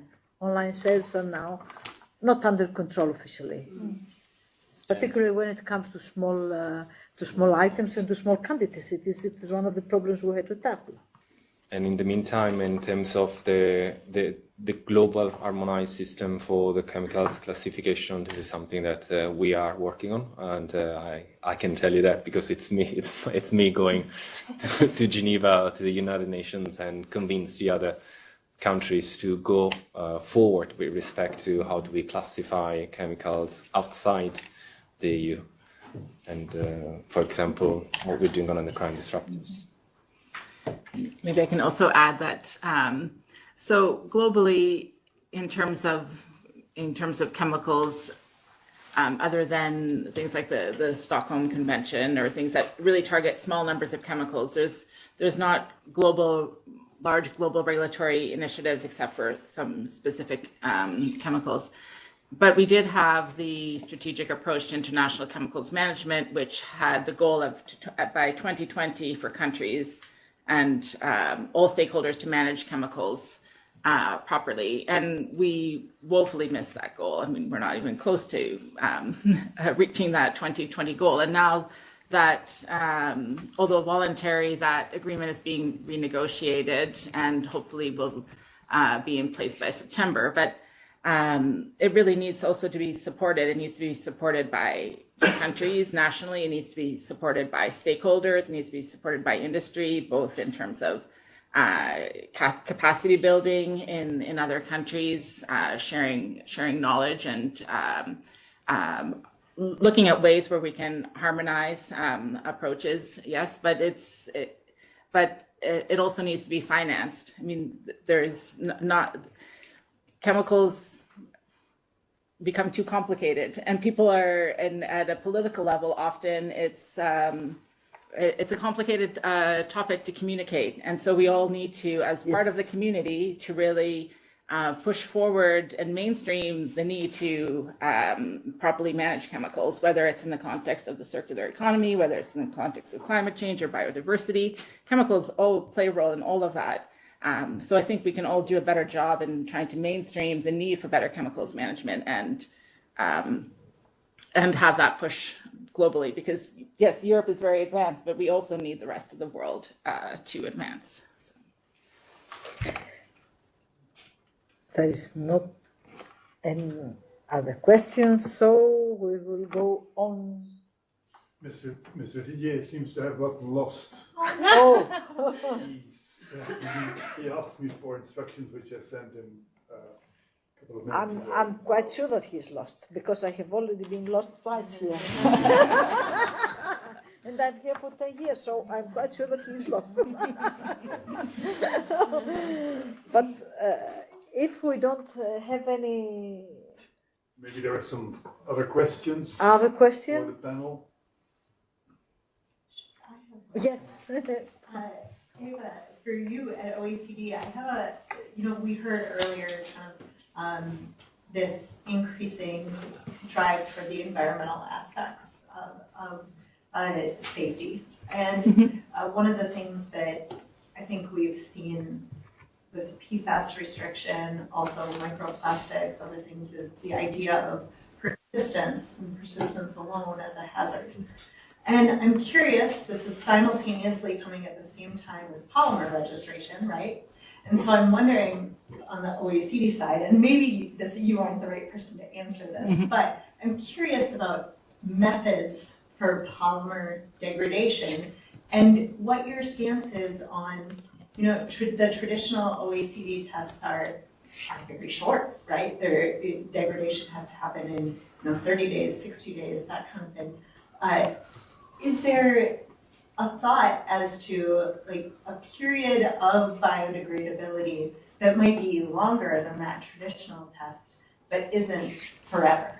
And what are your thoughts on that idea of persistence versus biodegradability, and what is the right time frame for something to break down? Right, that's very specific. So, I mean, I don't work on the test guidelines myself, but so we do have a number of test guidelines, as you mentioned, for degradability. And I think there's always a continual process to update test guidelines or add new ones. So actually, over the last 20 years, there's been all kinds of different test guidelines on biodegradability that have been developed as the science changes. I think I don't have particular answers. The idea of like how long is too long? How long is for Well, any of you all? I'd be curious, how long can a chemical be in the environment before it is too long?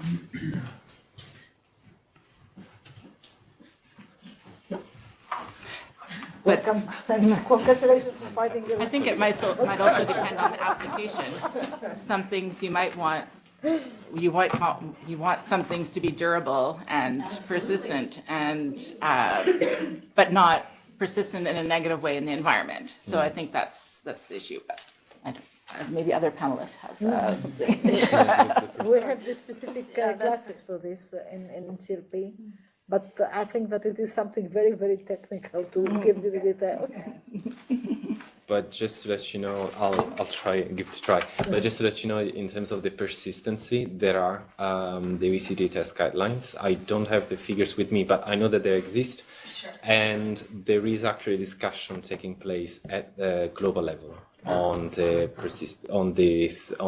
bioaccumulative, on the persistency, and on the mobility. So this is something your answer should arrive in a couple of months longer, but but by 2024 I think you should you have your answer at the global level, because it's something that the Commission and with other member states, but also other countries, we are working on at the global level and together with the OECD. My colleagues. Not even. Yes. And by saying this, we will go on to Head of Unit Industrial Transformation, DG ATD European Commission, Mr. Hugo Tingley. Thank you very much for coming. Thank you very much for finding this room. It's not so easy to do it. Waiting for your presentation. Thank you.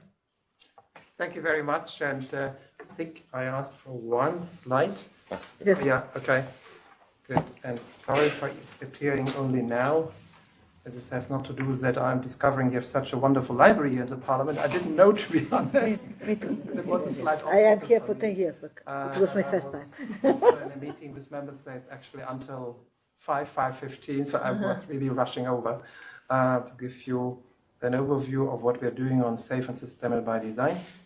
I'm turning to the world of research innovation, and if you think I've not listened to you, I have here Evangelos Daskopoulos, who was actually here for the whole session. So I've missed nothing. Okay.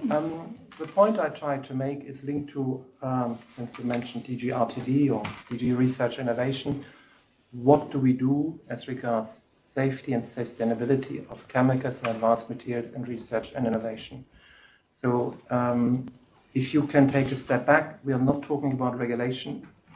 We are not talking about CLP. We are not talking about REACH.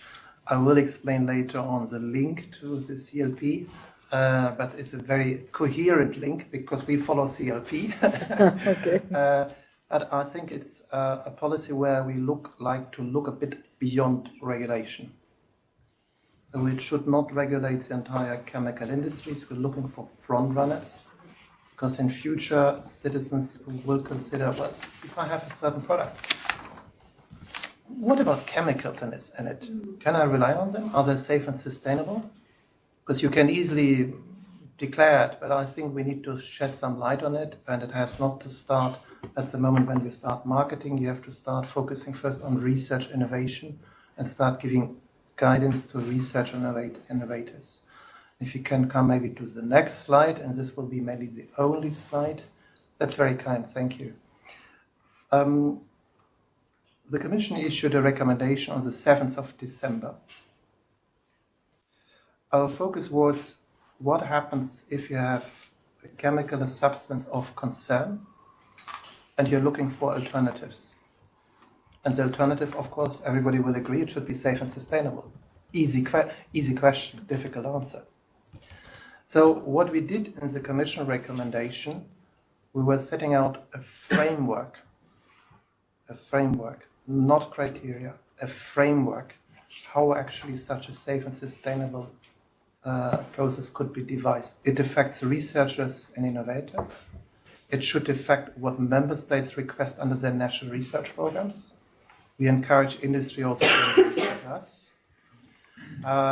It has been released, as I said, on the 7th of December, and normally you think Commission recommendation is something like to start anticipating regulation. Let's test the ground.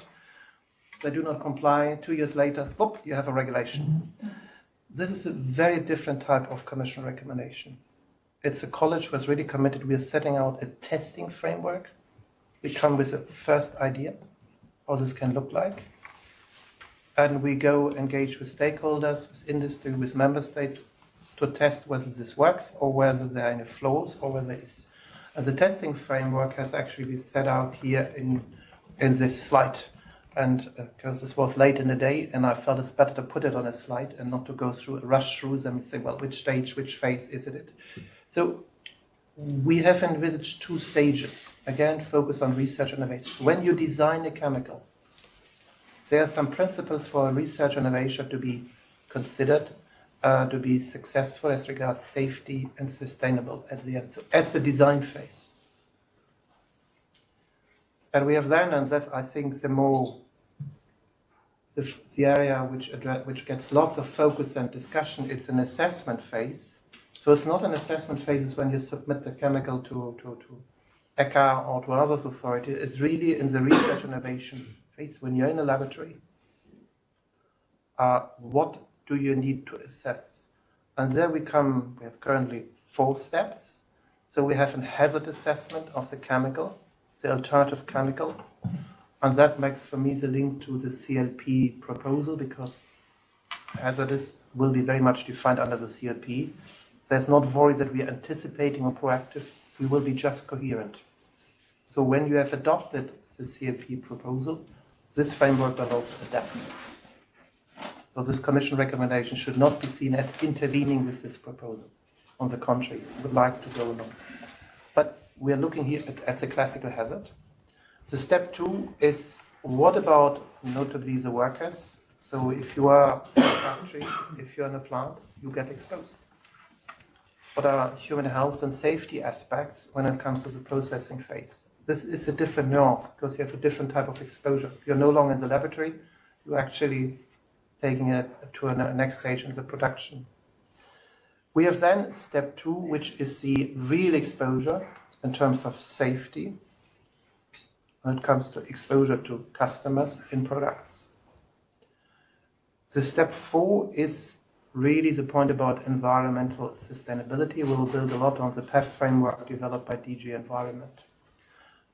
We have quite a lot of discussion, should there not be a step 5? The step 5 is about social considerations. What does this mean? And I have not to quote to you, I see some corporate representatives who face the next reporting season on financial accounts and most recently sustainability standards. Do we need something like this? Do we need something on social considerations or not? We are currently at 4 steps. We have a bit to see. What we don't want to see, to be honest, is that a step 5 saying, well, profit should override everything else. Sorry for being a bit blunt. This has nothing to do for us with economic considerations. This is outside this framework. So I wanted to be a bit straight in this regard. This is a framework for which we have developed our first test cases. So we looked at flame retardants, plasticizers. Where do we stand in the discussions with the member states? Let me start with this. We have some member states who are very actively engaged. I take the example like the Netherlands, Germany, also Denmark, very engaged. If you look a bit more eastwards, I would say it's a difficult stride for them in terms of research innovation. But we will keep going in this regard. So we have, for the next 2 years, envisaged really a testing framework. So we have the Joint Research Center, who's doing testing cases, makes an analysis, looks at the flaws. One of the big issues is actually data. So if you would like to move something on safe and sustainability, the key issue is data.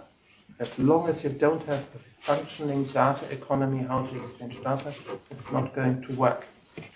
So the first step is the sooner you have to be actually through with the CLB classification. Will be the first step. But we have to work a lot currently with the industry because the accessibility of data is a concern raised. You will get soon, I think, also a proposal on the issue of one substance, one assessment. We will see whether this offers the first solution. I hope sustainability will also be covered there. What is one substance, one assessment? It's a proposal. You have different regulatory authorities who have to work together also on data, and this should be brought together. And this should come in the coming months. That will be an angle which should help us as well. So we are in the world of testing. I hope that by 2025 we can complete this, and then we have a framework. Difficult stride, I was saying, but I think we are the first really in the world to be in such a structured way. And we need to start with research innovation. And if I get again a question on the regulation, maybe after my retirement, nothing is excluded.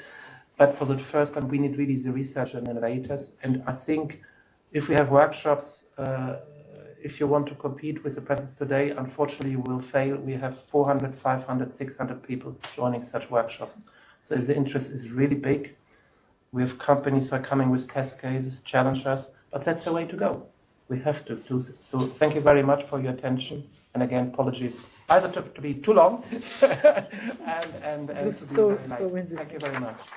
Thank you, and thank you very much. We are running out of time, but I would like just to make a very short conclusion and allow me to say that it is very important for me to take part to this very, very interesting workshop. Starting with underlining the dimension of time.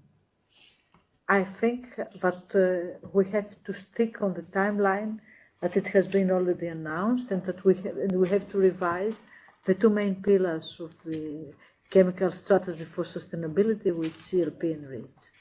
And when it comes to my competence as the rapporteur of CLP on behalf of the Parliament, I would like to assure you that we will proceed according to the timeline, and I'm trying to have the most consensus on the proposals in order to proceed as fast as feasible, and in order to conclude the first reading by the end of this year. When it comes to REACH, it is a decision waiting from the Commission part, and I think that the President will stick to her word and will proceed with REACH at the latest of the fourth quarter of 2024. I would like also to underline the dimensions of applicability and implementability of our legislative framework, which is also very, very important. I think that we are not in a period on which products' performance is versus sustainability. We are in a period on which product performance is going hand in hand with sustainability. And this is the reason that the market is increasing the demand of sustainable products by design, focusing on sustainable chemicals by design. And in this regard, I think that we have to do two steps. The first one, two parallel steps. The first one is to streamline the standards in terms of the internal market, to harmonize the standards in order to have the criteria of sustainable products within our internal market. At the same time, it is important to set the global standards in terms of chemicals, sustainable chemicals by design, and also to raise awareness to the consumers. I insist on this, and I think that it also takes two to tango when it comes to the industry and to the consumer. It is important to have a mandatory digital labeling according to CLP, in order to give to the consumers the proper and needed information in terms of a QR, that it is very accessible without any intermediate of application. And I fully support the Commission's proposal, and I expand a little bit this proposal in my amendments. Last but not least, I would like to insist a little bit on the issue of testing the waters, and on the issue of trying to have our best in terms of R&D, and also in terms of next steps. I think that I also support that data is the key. And in this regard, I think that ECHA is playing a key role. a key role because first we are obliged, and it is important to understand it as a duty to enhance the role of ECHA and also to support ECHA in terms of resources, funding and human resources. Secondly, it is also the accessibility of these data, which is also very important, in the way that we will coordinate the authorities in order to have the proper outcome.